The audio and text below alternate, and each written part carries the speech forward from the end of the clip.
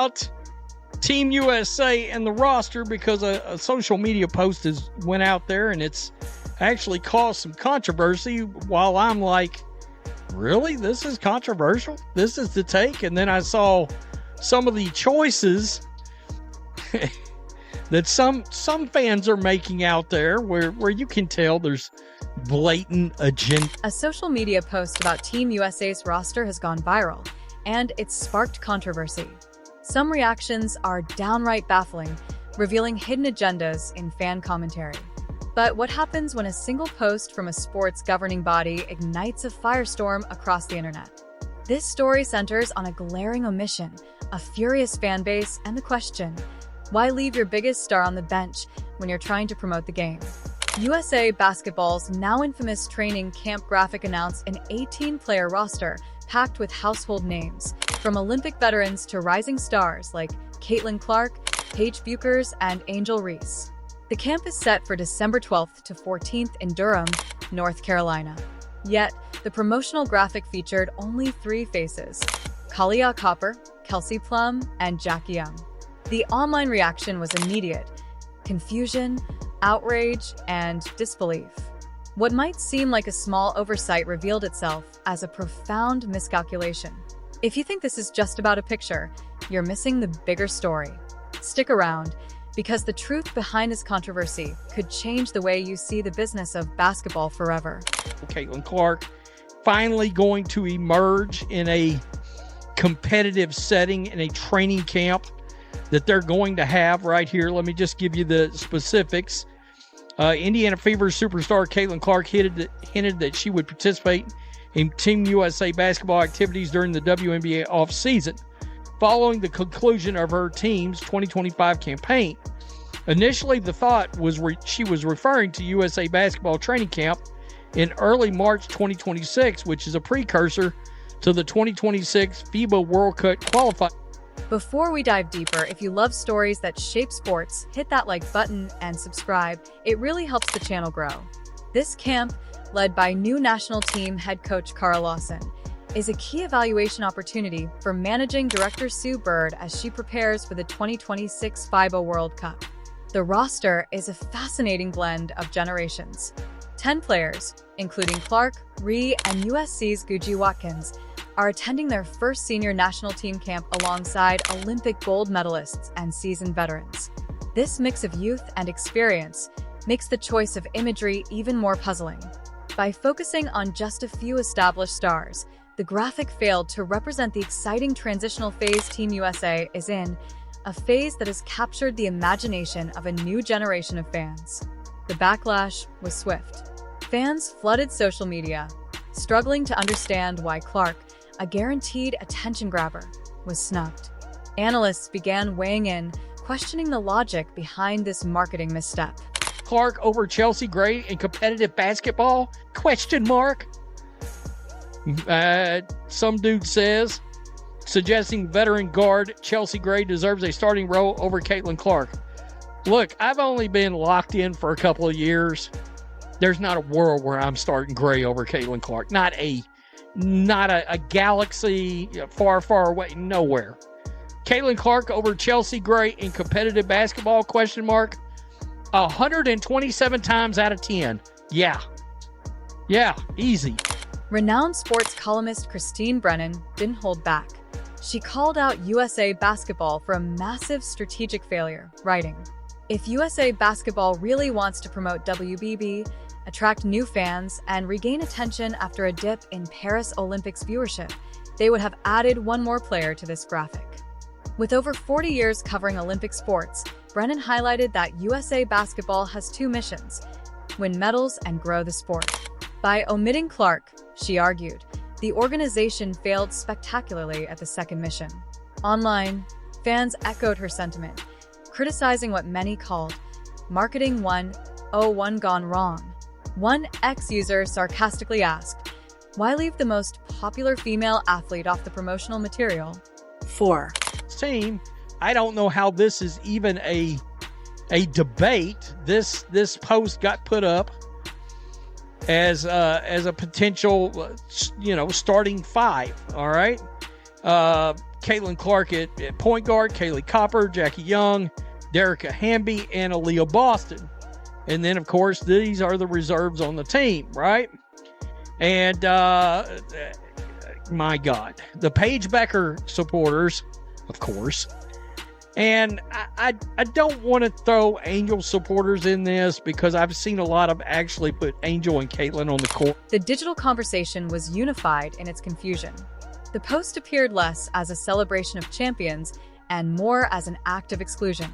On the surface, there is a simple explanation. Copper, Plum, and Young were all members of the gold medal-winning Paris Olympics team. From a traditionalist standpoint, highlighting proven champions makes sense. But Clark's name has been at the center of controversy before, complicating the narrative. And I don't want to throw Angel supporters in this because I've seen a lot of actually put Angel and Caitlin on the court at the same time. But somehow this got labeled as rage bait. And I'm not sure how this is controversial, but here we go with some of the dumbass takes that came out of this, right? It's got over 200,000 views on it now. Paige, okay.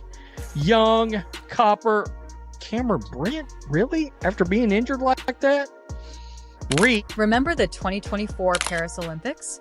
One major storyline was who was left off the roster, namely Caitlin Clark, the #1 draft pick and national sensation. Her omissions sparked outrage, even calls for boycotts. This created a dynamic where supporting Clark felt like opposing the team, highlighting a downside to the so-called Caitlin Clark effect, fan allegiance to one athlete overshadowing the rest of the league's talent. That shadow now looms over this latest graphic, making it seem less like honoring veterans and more like reluctance to embrace the sport's new reality. There's only one point guard, and she plays in Indiana.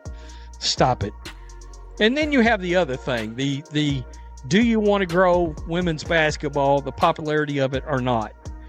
And Team USA, and do you want the ratings and all that other stuff? You know, and Caitlin Clark's obviously going to bring all of that, right? And you can't use this as an excuse. I mean, there was word out there that the committee, when they left her off the 2024 team, were scared to put her on the team because if she didn't play enough, they didn't want to have to hear about it. Arguing that this graphic is just about honoring past achievements doesn't hold up. This camp is about the future, building the 2026 FIBA Women's World Cup team. Clark, returning from a groin injury that sidelined her for most of the WNBA playoffs, represents one of the most compelling storylines in sports. Featuring her could have generated enormous hype. Meanwhile, other debutantes like Guji Watkins are attending for integration purposes while recovering from an ACL injury. Clearly, the camp is about evaluating new talent, and Clark is arguably the most injured and this and that and the other. You know, and I'm not talking about far as the poster goes. I mean, just literally having been put on the team right now, you know. Just a question, if Juju is still recovering from an ACL, how can she be part of this? Surely she can't play. Yes, she can attend, but if she takes to the floor, she surely risks serious injury. Well, they all risk injury in playing in this. It is what it is. Now, a lot of people are bringing up people that aren't even in this. I mean, Asia and... So why spotlight the established past instead of the promising future? Some suggest Clark requested a low-profile post-injury, but that theory seems weak. The bigger issue, some corners of basketball appear hesitant or unwilling to leverage Clark's marketing power, despite her proven draw for viewers and engagement. WNBA old guard that's trying to desperately hold on. No. I mean, y'all, I don't know if you old WNBA fans understand this. Y'all are getting voted off the island. That's happening right now. We're yeah. The actual real sports fans have shown up. It's as if USA Basketball has been handed a golden marketing opportunity and is afraid to take it. This controversy reflects broader cultural friction.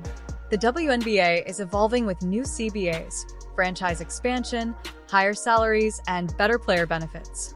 Against this backdrop, USA Basketball's old-fashioned approach feels disconnected from modern market realities.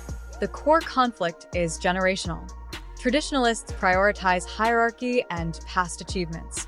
New fans value star power and engagement. Ignoring either side risks stagnation. This debate isn't just about Clark. It's about how USA Basketball signals to fans, superstars, and commercial partners. Ignoring a proven marketable talent sends the wrong message that modern marketing strategies are less important than internal hierarchies. The long-term risk? Eroding credibility with the next generation of sports fans. If USA Basketball wants a sustainable, popular national team for the 2026 World Cup and 2028 Olympics, marketing and roster strategies must reflect modern realities. This isn't a PR hiccup, it's a strategic inflection point. Decisions now will define relationships with fans for the next decade. Will USA Basketball bridge its legacy with future stars, or cling to old models that undervalue engagement? The stakes, financial, cultural, and commercial, are immense. It's a call to action. Growth requires storytelling, star power, and athletic merit, all working together. Ignoring either is no longer an option. Where do you stand? Was featuring only past gold medalists a justified tradition, or a catastrophic marketing misstep that alienated a passionate audience? Comment below.